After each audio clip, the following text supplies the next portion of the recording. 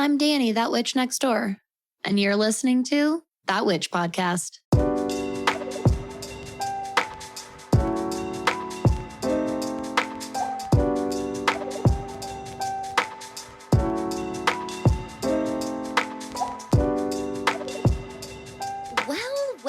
Well, everybody. Welcome to a pretty extra special episode of That Witch Podcast today. If you don't already know me, hey, I'm Dani. I'm that witch next door. And today I decided it was time to dive a little bit further into who the hell your host is. And what better guest to ask onto your show to find out, to let the people know more about you than your best friend that you've known for 25 years? Long time. Years? Is that all right? Long time. It's 24. It's at least 24 years. If you've been listening to the show for a long time, this little voice sounds familiar to you. You recognize this name because my friend Kristy has been here before on a very, very fun Halloween episode last year. That was amazing. But Kristy, will you please say hello and introduce yourself to everybody? Hey, gang. Hey, gang. Hey, gang. Yeah. I say that to neighbors. my coworkers, and they're like, when do you stop talking? I'm like, oh, almost never. I'm almost never. I'm Kristy. I am Dani's friend of 24 years. We just did the math. I did it in my head. I moved to Colorado in 97. No, 98. Years? So it is. Nope, it's 24. I moved there in 98 and became your friend. So, math. Well, I've been doing the math since you first mentioned it. So it's not really that flashy. Nope, just standard math. Regular kind. Okay, and yes, I have prepared some questions that some of them I think I know the answer to, but I might not know the answer to them. So we're gonna find out. You get full credit for this episode. This was Kristy's idea. She brought me this idea a crazy long time ago, quite honestly. But life is insane, and we finally recorded. And I thought that this was really, really perfect because I don't know, other people might not know what to even ask. So technically for this episode, you are the guest host. So oh my God, just like all the people who the reins. Just like the people who guest host on like the late night shows or Ellen. Exactly. And everyone's always You're a celeb host. And everyone I came here for Ellen, and all I have is this. And they're Kevin almost Hart. Always let down. No, Kevin Hart. Here's hoping today's different. God. Gang. All right. I'd like to start out with a couple rapid fires. Ooh, I like this. When you say rapid fire, do you mean like you're not allowed to think about this? You have to answer immediately. Exactly. Good thing I have an energy drink. Okay, one word answer. Well, they can be if the answer requires more than one, but you don't need to. They're just no over explaining. Just go. Yes. Got it. Okay. Ooh, okay. Favorite show? I thought of 3. The Office. I so far rapid fire? Yeah, no. I was like, Okay, movie. Oh, fuck. I thought of Garden State. Weird. I wouldn't have normally picked that. Right. Okay. Snack. Shit. Chips and dip. Any kind. Fill in the blank. Any kind of dip? Chips and dip. All right. Creamy based. Sour cream preferred based, you know. Like a onion, sour cream sort of situation. Yeah, dill pickle dip. Doesn't matter if you made it with sour cream. So not necessarily the queso salsa guacamole variety? Honestly, guacamole is my favorite of those 3, but I'm picky about chips and salsa. I like a very specific kind of salsa, I feel like, for chips. See? I'm glad that you mentioned guacamole because I'd like to share this story with the viewers. I have this distinct memory of you making guacamole. We had to be like 10. And I remember being like, how does she know how to do this? Like you were cutting and like lemon squeeze, like you weren't even measuring. I was like, what? What's Where happening am at this house? Yeah, like am I in the fucking Twilight Zone? How did this happen? I Okay, love great. that every time you tell me that story, the first thing that impressed you is the knife skills. You're always like, you like got a knife and cut an avocado. Because my parents are like, don't give that to her. Like, she can't be trusted. Like, so I think everyone knife? doesn't have access What? to knives. Wow, your mom trusts I you didn't with think sharp we were things? allowed to touch those.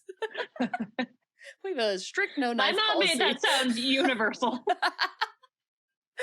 Oh my God, I do. And I, as you can tell, I have absolutely loved guacamole for a long time. Long time. But favorite sour cream based chips and dip, like Ruffles. Anything Ruffles dipped in creamy dip. Even that shitty store-bought Lay's brand. Fuck yeah. Love it. Eat that up. Mm-hmm. Okay, favorite color? Purple. Ooh.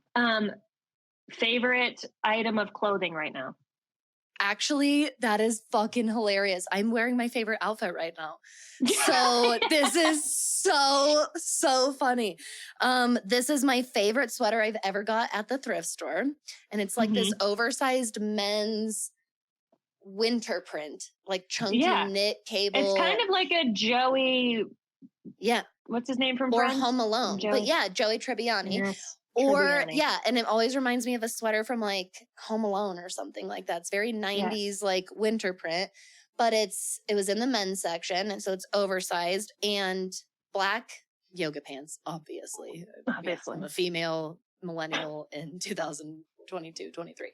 And actually my guilty pleasure, which are my Uggs, 100%, because they're still the comfiest, warmest without being too hot and not sweaty. And this is like I feel cute and also extreme prime comfort.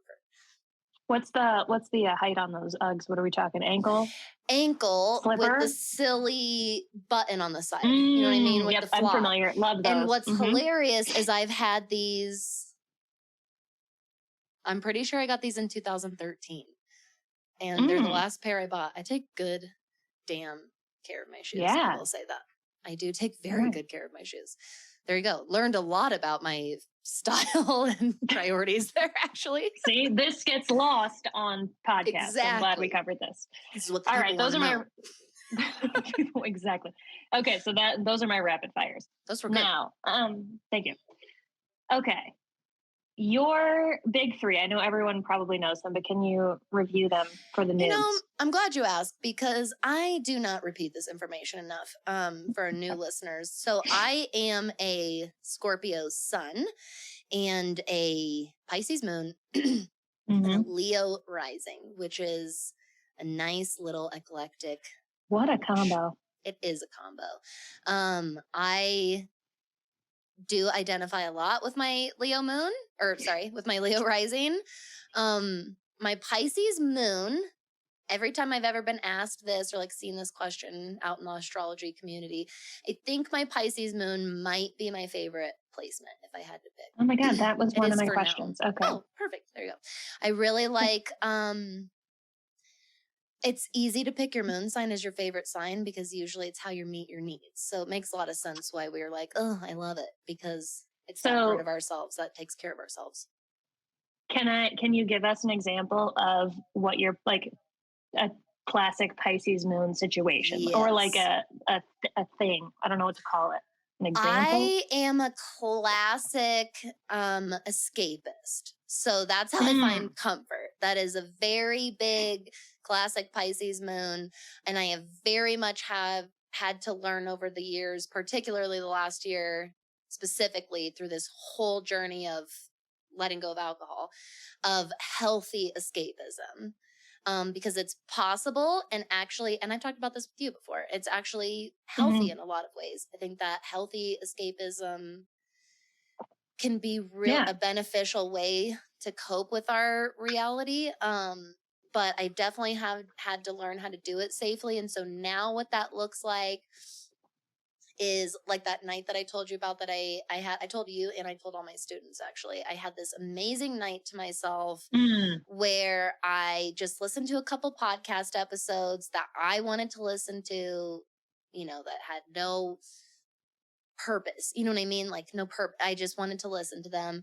I'm coloring in my coloring book. I had just done all my skincare. I closed the door. I always have to have like cute lights on. The room has to look kind of like ethereal, like different. Is that attached to a sign as somebody who doesn't, you know what I mean? That's Like, definitely the Pisces part, that ethereal, okay, like still that Pisces. spiritually, yes. And yeah, this is like Pisces setting up the whole room. thing. Yes. And I always put an ambiance on, even if it's kind of a quote realistic ambiance. The point is that I always pick a place that I want to like mentally transport myself to. So every time I put on ambiance, which if you guys looked at my personal YouTube usage, is the amount of hours that our YouTube says that like we watch, I don't know, it's insane the amount of hours it says that we watch YouTube every week, and it's only because I put on ambiance for hours and hours and hours. But I like transport, and usually they're these little huts. Jared, my husband, always is like, you are a crazy person, because I pick these tiny homes with like holes for windows. I'm serious. And he's like, what? Your escape dream is like, what is that called? Claustrophobia. Hold up. Yeah. He's like, this I'm gonna hold up like a hobbit. And I'm like, oh, it's like security, like safe in my own little space. And I've been that way since I was a kid. I loved having like a tent inside my room. I wanted a canopy. So do you remember when I was really little, my 4-poster bed, or were you only around for when I got rid of that? I had a 4-poster. I remember when you got your queen bed, and you had each wall of your room was painted a different color. Yeah.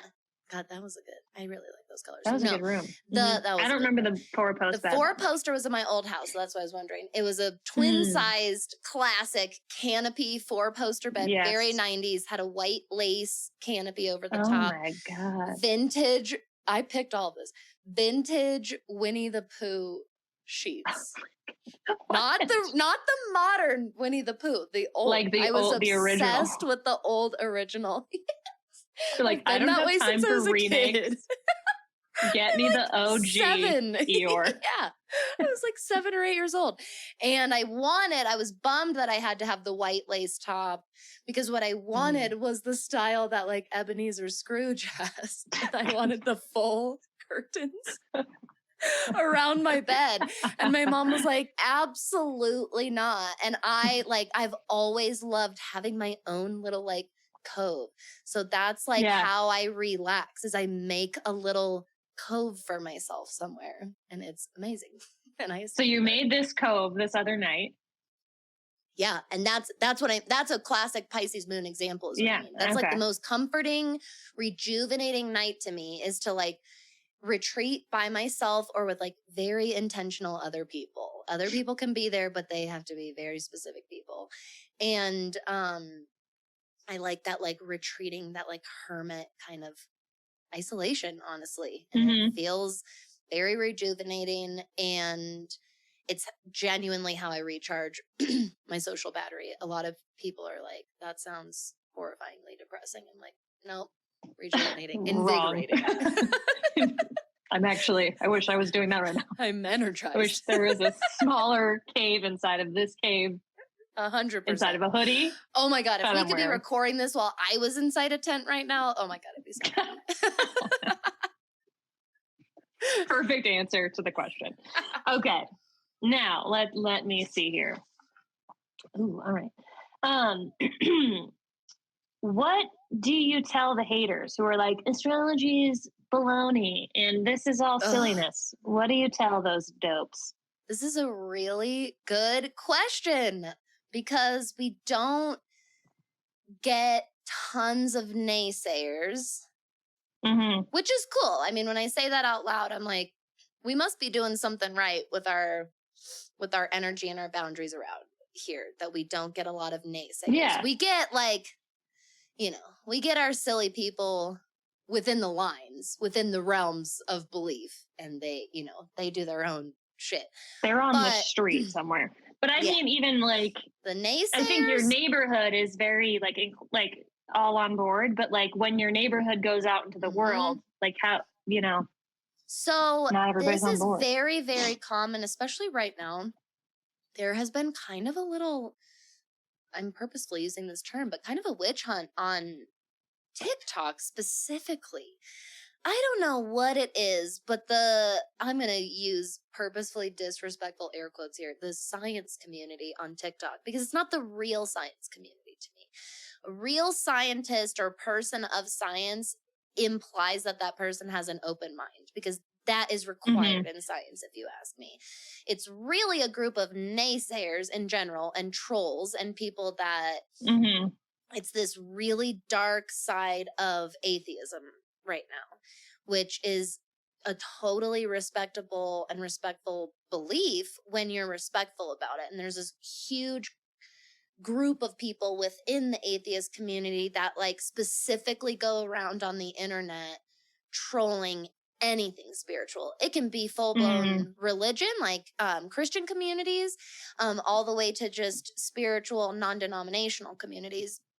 And the really unfortunate part is that this is actually really damaging for a lot of people, especially like me, who have businesses and livelihoods in this industry, because these are the people that help get businesses and accounts and pages like mine taken down and banned for absolutely no reason. And the things that they'll go on and comment, the main place I personally see it as far as social media goes is TikTok by far. There's also a huge spiritual community on TikTok, but as far as haters go, that's where I encounter them the most. And I have gotten in plenty of conversations with several of these people. And the worst part is that they usually say things, or what they're commenting with are things like, you're a fraud, you're a scammer, you trick people into believing these things, that the planets control their lives, and then you take their money. How dare you? Like, it's really fucked up to say that to somebody and to put that on their professional profile. And, whenever I see those kind of comments, I really try to go to bat for the person that posted the original video. And here's the thing. If you're coming to the conversation, whether you're within the spiritual community or outside of it, if you're coming to the conversation talking about planets controlling us, you can go sit down. You are already right off the bat coming from as uninformed of a place as you possibly can, because absolutely not a single ethical astrologer or ethical spiritual business owner promotes that kind of shit. Now, are there people in all industries that scam people and use unethical business practices and exploit people for their money? Yeah, every single industry. The downside is that the spiritual industry is one of, if not the only, I would say that and the coaching industry are the two main ones that people go, the whole industry is fraudulent. The whole entire industry is filled with scammers, basically. The unfortunate side about the spiritual community specifically is we really do get labeled with this like fortune teller thing. You're being this old school psychic that will just take hundreds and hundreds of dollars from people after reading the contents of their wallet. You know what I mean? Those old stereotype stories that we've heard. And the truth is that those have happened. And again, things like that will continue to happen in all industries. Fraudulent behaviors not going anywhere. People have to learn that lesson the hard way. That's human life. But I really, really encourage anybody, and this is what I always say, I usually come out a little harsher when I'm on the internet and I'm all fired up about it, but I do really encourage people to educate themselves before even entering in on this conversation with someone who's been dedicating years of their life to this study, practice, and methodology, because that's all astrology is. Is there some belief that goes into it? Sure. But there's belief that goes into everything. Look at the chiropractic industry. There are a lot of people that don't agree with chiropractic, what would you call that? Like practices? Measures? Yeah. But like the clinic itself, the clinology. The practice, I guess. Yeah, the practice exactly. chiropractic. And then you talk to people within the chiropractic industry that have dedicated years of their life to learning about their craft and this skill and this methodology. And I just don't, it would be one thing if you were a naysayer and you actually informed yourself. But if you're not even going to inform yourself, you can just exit stage right. So that is always, again, a much more concise for comment on TikTok. I always come at it with, you obviously don't know what you're talking about. Why don't you go ahead and actually fucking learn something about this and the message that this person is actually giving before you show up and talk, because you're in the wrong room. Nobody here is going to read your comment, and you're not changing anyone's fucking beliefs here. So you can just leave. That's my biggest, what it all comes down to is, at the end of the day, I'll speak my truth and then I don't have time for you anymore. Love it. Just cut him right off. Right at the source. No. Right at the balls. Exactly. It's beautiful. It's beautiful imagery. Okay. So on that same note, what is your biggest beef with the astrological community? Oh my God, the fear mongering. Jesus Christ. There are lots of professionals in this industry that I do believe practice and offer astrological information in a very unethical lens and scope. And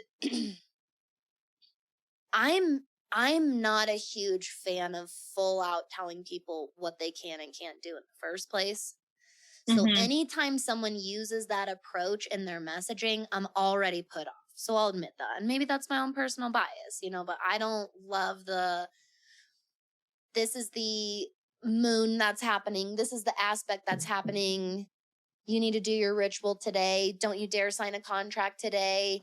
Don't do any big decisions today. I think that if you want to frame that as like, don't let yourself feel pressured to like be cautious of that or something. Yeah. Be mindful. Take calculated risk. How confident are you about this thing?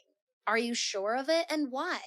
Maybe go deeper with yourself instead of being impulsive today. But these are like helpful insights that help guide a person to their own autonomy and power, versus the type of astrologers that they may not come out and say the planets control us. Because again, any astrologer that says that doesn't actually study astrology. It just doesn't work that way. That's just not how it works. I think that there may have been a time in history. I think that we've been taught like, oh, the ancients believed that the gods would punish us and that the planets made this happen. And I think that can be true to an extent, but we also don't know. The ancients might have had an understanding and a relationship to the cosmos that we don't know.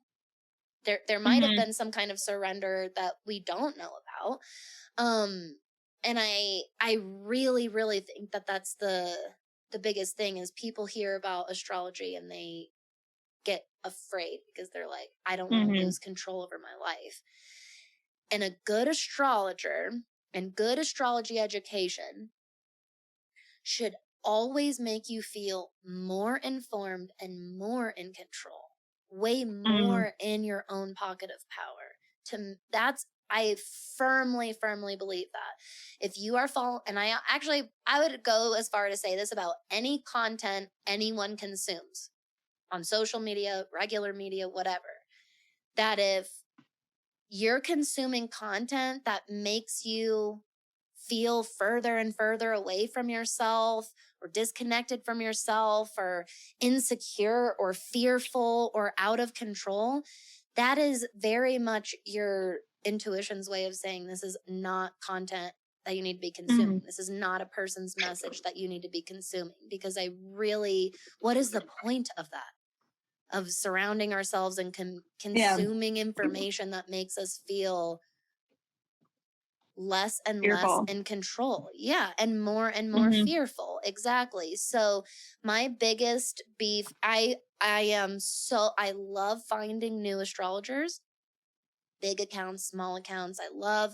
I always encourage everyone to do this. I love diversifying where I get my astrological information from, but I am no hesitation, so quick to unfollow people that promote any kind of fucking fear mongering. And I really think a lot of that's because I came to astrology from the witchcraft side of things. And I don't know, maybe you do a lot more, maybe it's the shadow work or the self-exploration that you do a lot in energy work. And that's why by the time you get to astrology, if you went through the witchcraft door first, you're like, I mean, yeah, energy is chaotic and things are unpredictable. And I don't know, you're just so much more in acceptance of that. That kind of brings me to another question, which is, and you might have answered this on the podcast already, so I apologize. That's okay. What is if this is a Venn diagram, like what's witchcraft community, astrological, like how do these overlap or how are they separate things?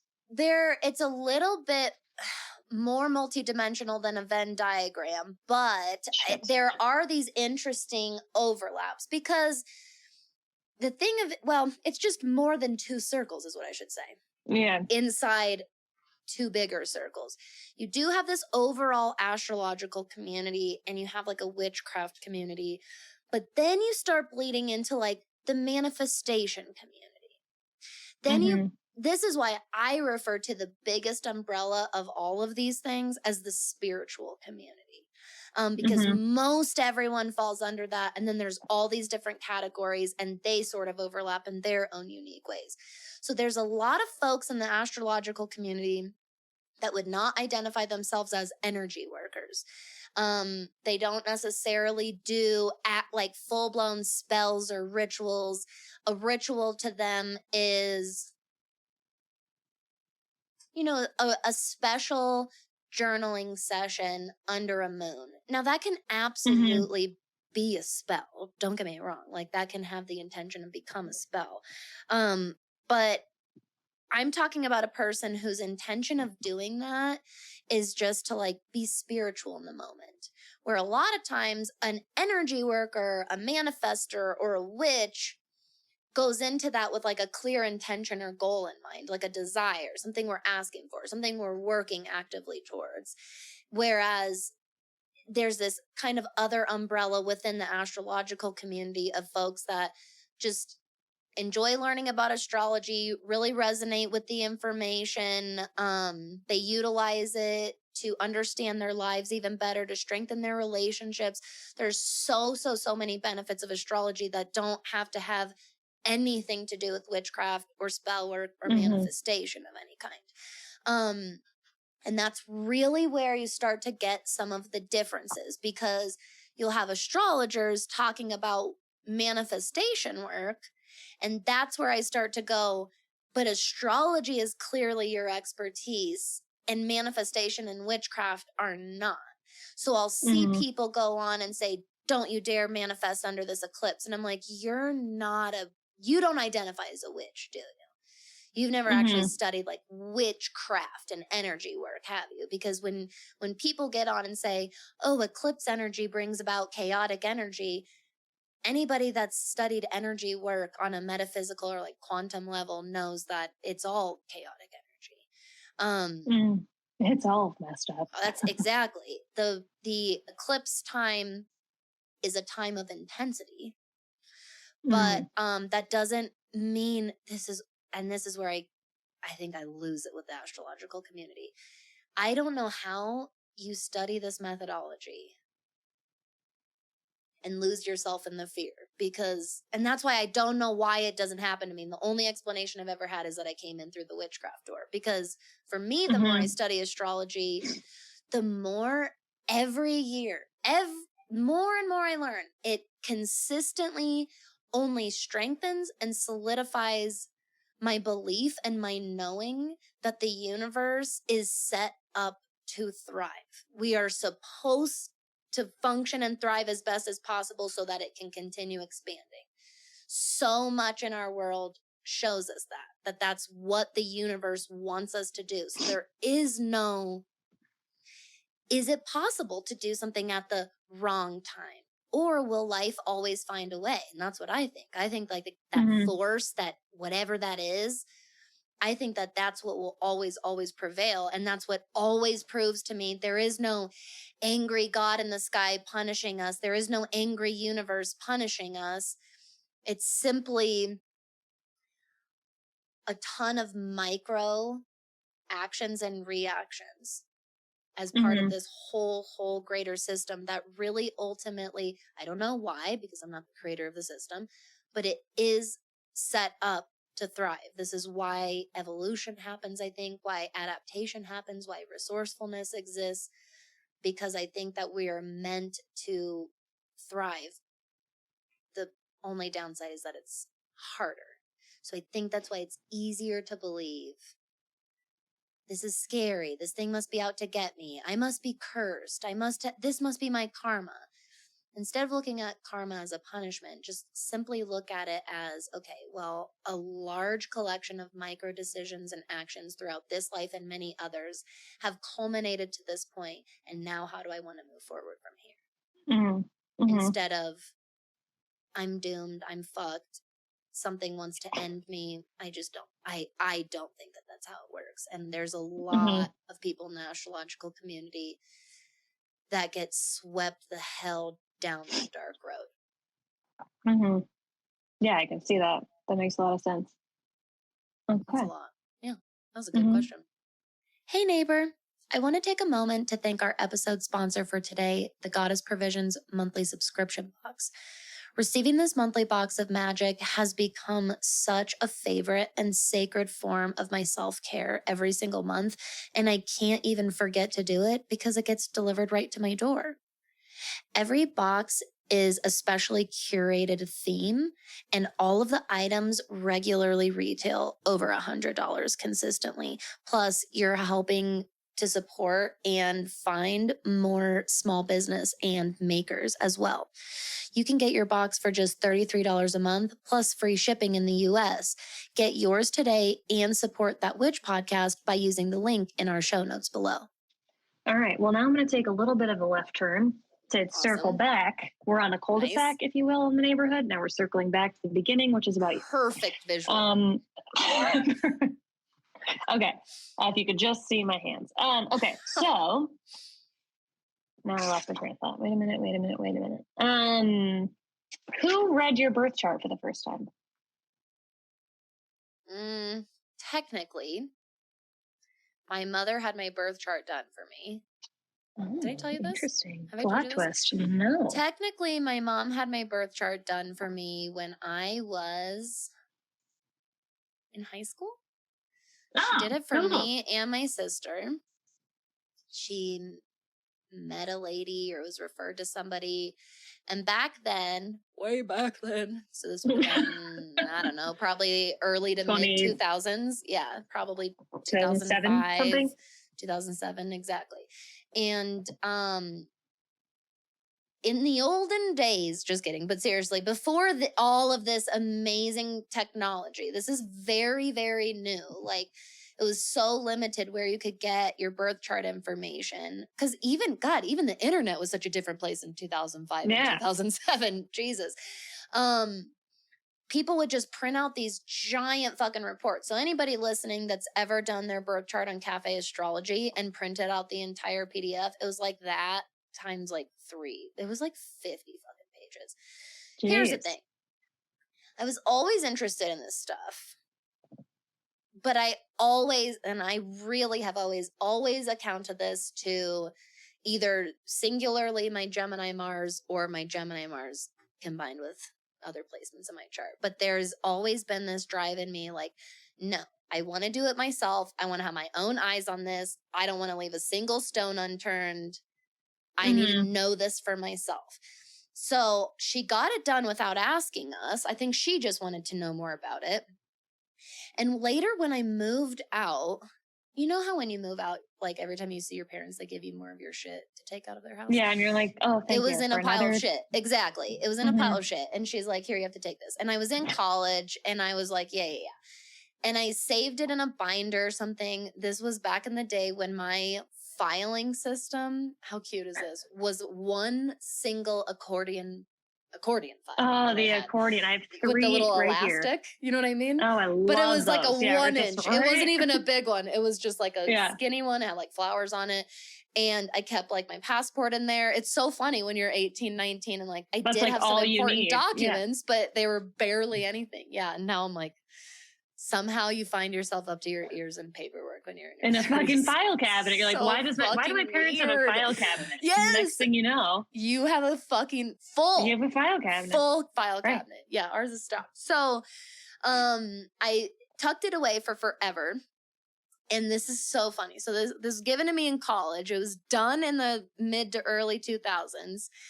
And I didn't even read it until 2019. Whoa. Yes. So I had this for well over 10 years before I even opened it and read it. And I knew deep down I didn't want to read it. Like I must have, because why didn't I read it for all those years? And sure enough, when I opened it that day, it was with lots of skepticism. And I want to make this abundantly clear. I had already been well into my astrology studies by this point. So I've started learning for myself, but I'm not necessarily reading for other people outside of like some friends' charts and stuff like that for fun. But I'm really just in the, how the first year or two is just, God, reading all the beginner stuff and all the basics and stuff. And so I knew enough about those things. And I'm like, all right, I should probably read this birth chart reading that I have. And I'll be honest, my issue with it was like the most specific thing in the world. And I hated that. I hated it so much. And there was a part that said how I was going to die. And what? Yes. And so for anyone that has listened to the show long enough, you know that like a big source of my anxiety that I deal with and why I became a death witch is specifically my anxiety and fears around death. I obsess over my fears around death. So there was some paragraph where it talked about it, and I don't even like talking about it because I don't like giving power to it. And it wasn't terrible, but she basically was like, it might be because of this. And so it was something to do with digestion and eating. And I was like, dope. Oh, and it said something on there about, I'm almost positive it said something about choking. I was like, oh my God, I almost said choking. Fucking Christ, really? Nice. Yeah. And then I was like, I don't want to speak that into existence. But that's not how things work. Isn't that terrifying? That's not, here's what I learned. Even if I go by choking, you guys, which God damn it. God, I don't know how I feel about that. But even if that is the case, please tell me how that information is actually helpful. Number one, we cannot, will not, and should not try to avoid death anyways. Our life shouldn't be spent trying not to die. How many fables are about that? The times that, like, when you're avoiding it, you just walk straight into the mouth of a shark. When the lesson all along was you were supposed to be living your life. That's what you were supposed to be doing. Not using your life to try not to die. The one thing you know for a fact you will do. That's so stupid. So I remember reading that. I had only skimmed a few pages anyways. There was a kind of affirming part about how obsessed with the occult that I would be. And I'd probably want a career in it and stuff. And I was like, yeah, but I already knew that. In what? The occult. Like metaphysics and magic and witchcraft. The occult is just an umbrella that falls all of these different spiritual conversations and elements. And that was right up my alley. I've always loved horror and the paranormal and all of that stuff. But other than that, I read those couple of I read 3 or 4 paragraphs out of this 50-page thing, and I threw the whole thing away. I didn't give a I don't regret it to this day. I'm like, goodbye. And I think my mom asked me about it. I'm pretty sure I told her mainly the truth. I'm pretty sure I told her I threw it away and that I didn't like it. But in my defense, I never ever asked for it to be done. I certainly didn't ask to have it. And I find a lot more power in reading for myself. Well, I found a lot more power in reading for myself until I found someone I trusted. And then a year or two after that, I met my astrology mentor, and she would like read parts of my chart, but I actually didn't get a formal real reading for myself, birth chart reading, until I started working with Ashley of Starseed Shadows, and I won a giveaway that she ran, this shadow work giveaway. And this was how we formally met. I was already following her. That's why I entered the giveaway. This is how we formally met. And we did this really, really cool, deep dive into my chart, which was really cool because up until that point, all I had really had read for me was other people like my mentor, like look at pieces of my chart. Like I was in astrology communities and stuff, and I'd post a picture and be like, hey, will you guys let me know what you think about this? This has been stumping me or whatever. So I've had little mini readings like that. The only big professional one, it wasn't until I found someone that I trusted. That's why I entered the giveaway. So I highly encourage anyone that has not gotten a reading before, has not done a session before, that you really do wait, even if you're excited. I would really wait until you do it with someone that you really trust. You've been following them for a long time. You've heard their interpretation style. Because otherwise, it's not that anything bad will happen, but it could potentially be kind of a waste of your time. And you'd get more out of it if you go to someone you really resonate with, the way that they give the information, because that makes a huge difference. We all give our astrology information in totally different ways. And that's why I'm never offended if I'm not someone's cup of tea as a reader or as an astrologer, because I'm like, I totally get it. Like someone has to do that. It's kind of like translating a code or a language for someone, and someone needs to put it into your unique language for you. So you should really feel like you align with how they speak and all of their energy, and you should really trust them. Plus it's very vulnerable. We can see a lot of information in there. We can make a lot of very accurate guesses about your life and who you are. And we're going to ask those questions during session and stuff like that. So it's really important you feel that trust and safety in being vulnerable. Yeah, I mean, it seems like it has a lot of overlap with therapy in that way, where it's like you wouldn't pick a therapist that you don't feel comfortable with just because of the knowledge they have. And same thing, your therapist shouldn't be offended if you're like, this isn't going to good fit. Like I personally, I always tell people, I'm like, if you don't like this in a couple of sessions, totally tell me. Like if there's no hard feelings, you deserve to be with somebody that you like feel comfortable with. And if that's not me, like that's okay. The goal is that person shows all the way up and chooses to like be present and have an open mind and take their life into their own hands. And you're only going to set someone up for success to do that, because it's hard to do that. If you don't take things like that personally. That's why I've always been very proud of referring out left and right. Totally fine. I know lots of good people that do good work, and I can give you their information. It does not have to be me. Yeah, totally. So I've had like one reading technically, but I've had my chart read in bits and pieces by my original astrology mentor, and also and friend, and also just random friends and connections I made in the astrology community over the years by just putting my shit out there and saying, what do you think? What do you got? What do you think of this? What does this look like to you? Okay.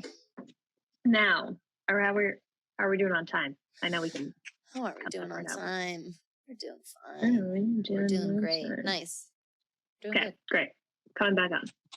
Okay. Now, little Dani, inner child Dani, baby Dani.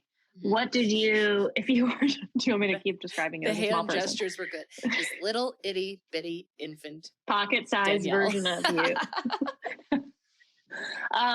What would be an example of like when you think back on your childhood, how did maybe your big three or one of your big three, how did that look like in childhood?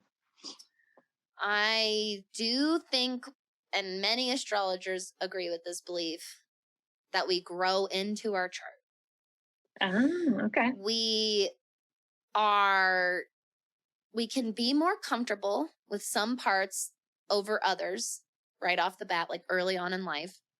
Mm-hmm. But we do grow into our chart, and you can, when you especially like look at a chart and take into consideration a person's present story, and then you ask them about their childhood, and you can like take these parallel pieces of information, but yet look at the same one blueprint. It's very, very interesting because the themes are always there. So I'm a Leo rising, like we said. The themes of Leo rising are always there, but they look a little different depending on what stage of life I'm in. As an earthling, you know, so as a really, really young human, because I think that on a soul level, it would be different. But now that when you put the like human bodysuit on the soul, it looks different. Like it really, it makes a difference. It really does. And I think this is why when we're younger, we do embody our chart, but in a different way than we do the older and older we get. When I was a kid, I was like insanely shy. And, you know, if you really boil it down to a root, I was very, very, very insecure from a very young age. And this is super common if you're a Leo rising, by the way. Any kind of sign associated with leadership or confidence or having to strike out on your own, embrace your authenticity, you're going to see themes in that person's childhood of like really struggling with confidence, really feeling under the fist of insecurity and self-doubt all the time. So this makes a lot of sense. And I would have like flashes of this more evolved Leo rising. I definitely would have these flashes, and I had these characteristics and these traits of being a leader. But for the most part, I was very, very much like, do not rock the boat. Do what is just like nice for everybody. The biggest thing was don't let people get their feelings hurt. And again, probably even deeper than that, I would say, we want people to like me. I want people to like me. That was a big reason I didn't want to cause any waves, because I wanted acceptance. Now, and what? Were you the mayor of Young Ameritown? What was I? Were you the mayor or the judge? You were something. Did I get important. mayor? Judge. You were a big deal. Judge. That's right. Judge. So a little backstory it was a about big Young deal Ameritown. That was like, we had to do a mini election. And I even ran for student council. Do you remember that? I did run for student council. God, how old was I? I think it was 5th and 6th grade we could. And I think I did twice. I definitely lost. But then I did too. I did lose.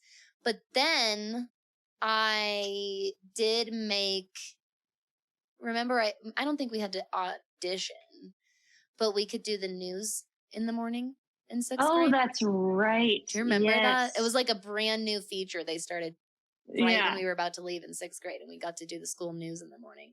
And I loved that. I definitely didn't feel shy with that. Like, I was stoked. And what's funny is, and that's what I mean, like, I would be so painfully shy and insecure. This is why it was probably more of an aspect in my chart than like just my Leo rising. It was probably my Leo conflicting with my Scorpio. But I was painfully shy and withdrawn in so many cases. But holy fuck, I did not mind being in the spotlight in very specific others. So like, I loved volunteer to speak in front of the class. Never in my life have I had trouble public speaking. I get like a little nervous butterflies before I have to do it, but I've never ever been like, oh my fucking God, we have a book report. Remember? I never gave a fuck about doing a book report. I loved book reports. Oh, really? You were cool card. with... Loved book reports. Oh my God. I would practice in the mirror. And I would like get my eye contact down. Like, I really did not mind doing that at all. It's probably why I ended up later in life wanting to do a podcast. I don't mind that. But I will say that like, public speaking and stuff no big deal.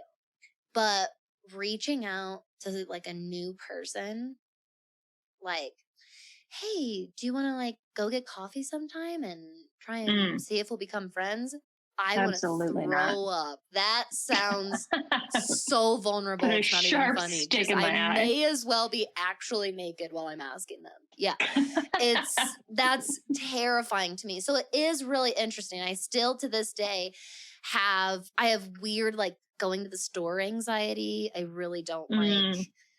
But then again, and then I'm like, but then I can jump on a microphone and share all kinds of parts of myself with as many people as possible. I'm like trying to grow the show, you know, to be really big, which means I don't have a fear of how many people are listening. It's very, very interesting. So these are very classic examples of like how one placement, like a Leo rising, can look different and yet still be the same and like connected to that same placement throughout the years. So I've improved in a lot of areas and learned from my Leo rising and stepped into it in a lot of ways. And also that journey is very much from like not over. Still lots of learning to do.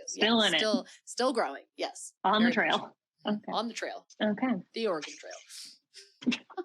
Don't get dysentery and die. Because that is what happened when we played it when we were kids. Everyone went out with dysentery. Okay. Any thoughts that are just coming up for you as I ask these questions? Like, are you like, ooh, I should talk about this or this? Anything jumping out at you? No, you're just asking really good questions. Very thought-provoking. Okay. All right.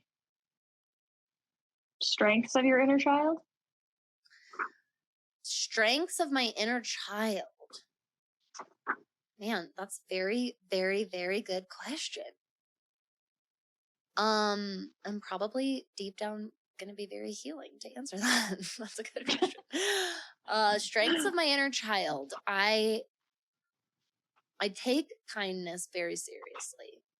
I always have. And there was a time in my life, a stretch in my life, mainly those angsty teen years. Those angsty weren't those a real treat for everybody involved? When you're just fucking rage. Yeah. There was a stretch in time when I like didn't prioritize that value of mine nearly as much as I once did. And I definitely came from a place of like, I was trying to protect myself. I thought that toning down on the niceties would help me from getting hurt. Put up a little shield? Yes. Put up a shield of bitchery, to be honest. Not only did a shield go up, but there was You were sassy as hell. I remember that. Sassy as hell. And I had to learn, and now I'm really saying this out loud, I think that the reason I had to do that and kind of take on that version of myself for a while was to learn, this doesn't actually bring us protection or confidence. This doesn't actually make me feel any better about myself. Definitely feeling worse about myself, if I'm being honest. And that's something I've really let myself embrace. And that's part of the reason, actually, that's funny. I didn't realize it when you first asked the question, but that is a big reason why I went with the name That Witch Next Door, and why I've always, like, in an endearing way in my later adult years, meaning just current. I'm not like the oldest. I know I'm still young, but my point is that I'm in my late 40s. Yeah, exactly. I'm like, I just mean right now, the last handful of years, I have embraced the girl next door thing, because to me, what that means is someone who's approachable, someone who's relatable, and someone who's overall friendly. And I finally wanted to embrace this. And so that's definitely part of why I went with That Witch Next Door. And I really do owe that to my inner child, because I was I was labeled, and very rightfully so, always was a good girl and a rule follower. And, you know, some of that was like my own childhood trauma. But at the same time, a lot of it was who I was. You know what I mean? Yeah, right. Like, a lot of it was, I just genuinely really, and that's very much a Pisces moon thing. I really do give a shit about how people feel. Probably because I'm very sensitive to it.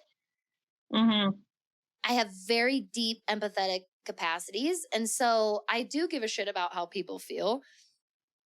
And I've really had to learn how to embrace that and be proud of it. Have the right boundaries, obviously, without shielding myself from the world with, like, you know, I don't know, staring bullets at everybody. God. Yeah. God. Exactly. It was a lot. It was a intense time. The Scorpio rage definitely reigned that came to play for a while. Yes, it definitely reigned free for a while. And I have a lot of, you know, the memories that, like, in the middle of the night, all of a sudden you're like, oh my God, that horrible thing I said to that person when I was 18 years old. Oh God. For me, it was 19. Shake it. I literally go like this. I just actually physically shake the memory away. Yeah. It's like 19, 20 years old. It was probably the peak of just queen bitch. And I didn't give a fuck how I talked to people. And I have, in a lot of my healing, specifically with my inner child, well, combined with my inner teenager, have been able to go, okay, I can see why we got to this point, why we didn't give a fuck about what we said to people and how it made them feel. Because now we take that information in, and I take that with me, and I integrate that into how do I want to talk to people, and how do I know for a fact I don't want to talk to people. And I very much owe that to just embracing the nice girl, that girl next door, and not trying to be, you know, whatever, the badass fucking, not that I'm not trying to say, I know a lot of people are going to be like, you are a badass, Dani. You're very nice, and I appreciate that. But you know what I mean? I just mean that quintessential. Yeah. Well, like the overcompensating badass, where it's like, you don't got to do all that. Right. I love fierceness, and I love intensity. And I am that in my own way plenty of the time. But I also let myself embrace, like, just being nice and knowing that that's, like, plenty interesting and complex of a person in and of itself, you know? That's always kind of been watered down. And I'm like, no, that's, like, part of who I am. And you could call it just nice. I call it compassionate, or someone that takes kindness seriously. And I really am proud of that now. So, yeah. Great question. Okay. We probably, let's see. If you have, I got what do you got? More. Perfect. I was like, we probably got time for one more. Perfect. Okay. Alternative universe, or in another life or in a past life, what would you have done instead of being that witch? Like, what's another career path or another life path where you're like, I could have seen myself doing this too, or I could see myself doing this too? God, that's really hard. Okay. Nope. I was like, nope, I know it. Okay. I love cooking. Most people, guacamole, know that about me. I love cooking. You're totally fine. I just dropped my head. Oh, you're totally fine. I hope that didn't. Okay. No. I have always, like, practiced and, like, played food show. Like, Food Network TV show. And I definitely would not, like, I have no interest in being any kind of actual celebrity status. Getting some notoriety in my industry and my community, dope. That would be a huge success and accomplishment and check off my bucket list. But I mean actual, like, beyond that, celebrity, that's hell on earth to me, because there's no privacy in that. That's not, I would go to measures to not get to that level, but to be like a relatively well-esteemed, like, kitchen YouTuber, oh my God, dream come true. Again, do not put me on actual Food Network. I don't want to actually be a celebrity chef. I do not want to own a fucking restaurant, like a high restaurant, but like a YouTube channel with like 100K subscribers and they like that's a know my sweet spot. shit, and I get to like write a cookbook. Yeah, that would be dope. Yeah, I would love that. And again, that's what I pretend in my head. That you've been doing for a long time. Maybe it's apparently. already in my happening. head. Yeah. Yes, in another life. Exactly. That's a really, really good question, which is why because I do enjoy that. That's why I have a lot of plans for 2023 and moving forward to embrace the YouTube thing more and more. Cause I'm like, I do like that kind of vloggy style. Yeah. Yeah, I do. I think I'd be good at that. So yeah, that was a really good one. These were great questions. Did you learn something today? Yeah, certainly I did. I did not know most of these things. Oh, that was good. All I really knew, maybe none of it. I knew what your big three were. Yeah. Yeah. Those were good. You did really good question. And again, do you see why I was like, the best professional friend question asker knows the questions to ask. Yeah, that was awesome. Yes. You did really good. Everyone, thank you. So did you. Just give Kristy a round of applause for being a wonderful, wonderful guest host today. Thank you for being here with us. Thanks for having me. I love your show. Listen to tons of episodes. You're the best. I know. And you tell people, and I'm your witch friend, Dani, to all of them. I do. And all my work friends like, well, my witch friend, Dani, which I almost feel like that like devalues it because really you're my best friend who is also a witch. You know what I mean? But I'm like, well, no, but I still like you it. All, yeah, she's my witch friend. She's my best friend. I hope that they listen to this episode and like get to put it all together, see us interacting. Well, you know what I mean. Feel us, hear us, feel us. Feel it in their souls and their bodies. Really, just feel it. I want all of you to close your eyes. Not if you're driving. Just feel this connection. Everyone's like, hopefully it's, I was like, hopefully all it does is make you laugh. Oh my God. That's all I've ever wanted. This was so good. Well, as always, thanks for having Kristy, this will not be the last time we have you. Never I hope not. God, please no. No, not even close. Kristy will definitely be back. Do you want people to follow you on social media or do you want your privacy? I don't need, no, I don't know which big three of mine this is, but I obviously love attention and validation. So I certainly could, but it's not necessary. I have not a lot of good content on there quite yet, but I'm working on it. But you're a wonderful person to connect with. So if Thanks. you want to follow I would Kristy, totally. You can. Kristy Gustafson. Kristy Gustafson. That's it. That's Kristy it. Gustafson. It's my name. Don't wear it out. It's in the show notes below. Kristy is a wonderful, just human and therapist. And I do like your content. Maybe I'm biased, but I do. I like your stories that you post.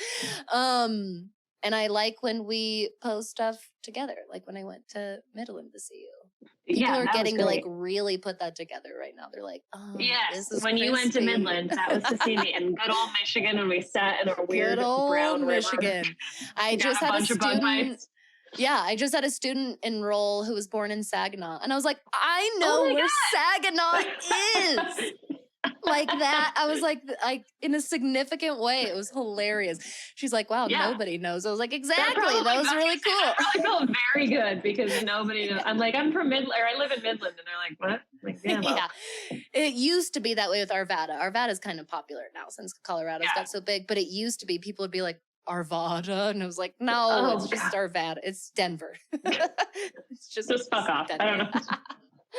Oh my God. Well, thank you for this. Thanks for asking all these questions so that everyone could get to know more about me. It was really fun. Maybe we'll do like a different version, like a theme or something. That'd be really fun. Oh, I've got themed questions. So I've got more questions. So don't go too far because this won't be the last one. Oh my God. Awesome. Chris, thanks for being here. Everybody, thank you for being here. This was awesome. This was a really fun one. Thank you so much for your time today. And every day, as always, this was not going to be the last fun episode that we do. I got to remember to take breaks from teaching all the time. The heavy content. Have fun. Have good fun. Stuff, always. Yeah. So make sure that you have a good week. Make sure you stay safe. Stay magical out there. Hi, neighbor. Thank you so much for listening to today's episode of That Witch Podcast. If you want to support the show, and get your hands on some really magical goodies, make sure you check out some of the awesome companies that I'm an affiliate for in the show notes below. You can also leave a 5-star rating and review on iTunes as well as Spotify now. And really the best way to support That Witch podcast is just by sharing the show online, like your social media platforms, or telling a friend that you think would enjoy it. If you're looking for more magical content like bonus episodes, classes I teach, and support in your witchcraft, make sure you come check us out in That Witch School, my magical monthly membership with a very welcoming private online community. And don't forget to subscribe to my email list for weekly astro forecasts, journal prompts, and more, and stay up to date with all of the happenings here in the neighborhood.